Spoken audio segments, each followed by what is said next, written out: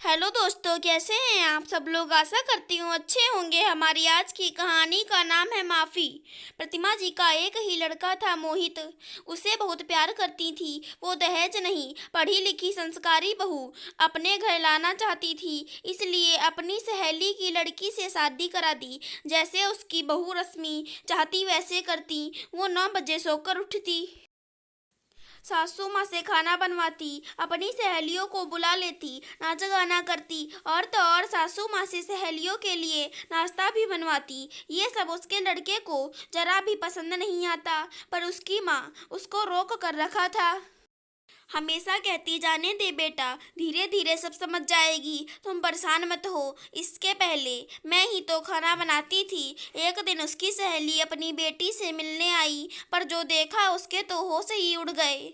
अपनी सासू माँ से अपने पाँव दबवा रही थी। रश्मि की माँ ने रश्मि को एक थप्पड़ जड़ दी और बोली, तुझे शर्म है कि नहीं? अपनी सासू माँ से कोई पाँव दबवाता है क्या? नहीं नहीं, मेरी ही गलती है। मैंने तुझे सर पर चढ़ा रखा था। इतना अच्छा परिवार मिला है, शायद तुम इसलिए इनकी इज्जत नहीं करती। तभी मोहित भी आ गया। ठीक कह रही हैं आप, मुझे माँ ने इसको कुछ भी कहने से मना किया है। मेरी माँ से इतना कुछ करवाती है, फिर भी माँ है कि जाने दो, ना समझ है। मेरी माँ तो इसी उम्मीद में है कि एक दिन सब ठीक होगा, पर जब ये ठीक होना चाहे तो ना। रश्मि की माँ, नहीं दामाद जी, ऐसे नहीं मानेगी ये। आप इसको गांव भेजो, जब देखेगी बहुएं क्या क्या करती हैं तब समझ में आएगा।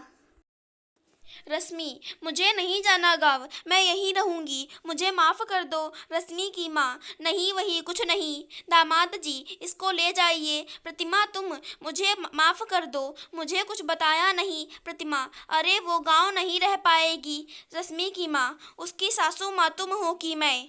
अब चुप रहो, जो तुझे करना चाहिए वो मैं कर रही हूँ। रश्मि गांव पहुंच गई। बड़ा सा घूंघट साड़ी पहन रखी थी मोहित की दादी। बेटा बहुरिया को नहीं पता कि कहीं से आते हैं तो बड़ों के पैर छूते हैं। मोहित, रश्मि की दादी के पैर छुओ। रश्मि ने दादी के पैर छुए। बहुरिया, खाना खाकर थोड़ा आराम कर लो, फिर शाम का खाना तुझे ही बनाना है। रश्मि, मुझे खाना नहीं बनाना आता। क्या नहीं आता? कोई बात नहीं, जैसा बनाओगी वैसा हम सब खा लेंगे। रश्मि चिढ़ कर रह गई। शाम को खाना बनाया, सबने खाया। दादी बोली, बहुरिया भोर से जल्दी उठकर स्नान करके पूजा की आरती में आ जाना, लेट हुआ तो खाना पीना सब बंद। अगली सुबह रश्मि जैसे तैसे उठकर पूजा घर में पहुंची। दादी, ठीक है बहुरिया, अब खाने की तैयारी कर लो। उधर मोहित भी आने के लिए तैयार हो गया। रश्मि रोने लगी, मुझे घर चलना है, यहाँ से तुम अपने आप नहीं जा सकती जब तक दादी नहीं कहे।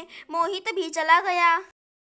धीरे धीरे उसको वहाँ रहते 2 हफ्ते हो गए थे, पर सासू माँ से बात करने की हिम्मत नहीं हुई। उसकी सासू माँ ने फ़ोन किया तो फूट फूट कर रोने लगी। माँ, मुझे माफ़ कर दो, मुझसे गलती हुई है, अब ऐसा कभी नहीं होगा। अगर आप मुझे माफ़ कर दें तो मैं यहाँ ज़िंदगी भर रह लूँगी।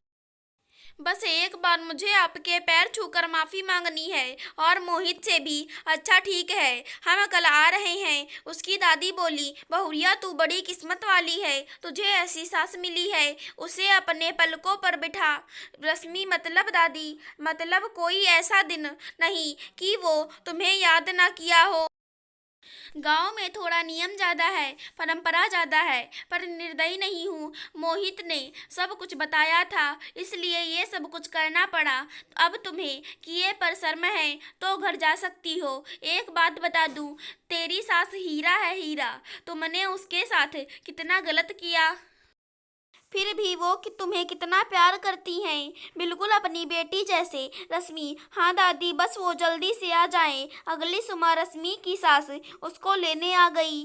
रश्मि प्रतिमा से लिपट कर खूब रोई, उनके पैर छुए और बोली, अब कभी ऐसा नहीं होगा। रश्मि दादी से बोली, आप निश्चिंत रहो, उनकी सेवा में कोई कमी नहीं होगी। आज से वो मेरी माँ है। उसके बदले मिजाज देखकर प्रतिमा बहुत खुश थी। अगर हमारी आज की कहानी पसंद आई हो तो चैनल को सब्सक्राइब करें। धन्यवाद दोस्तों।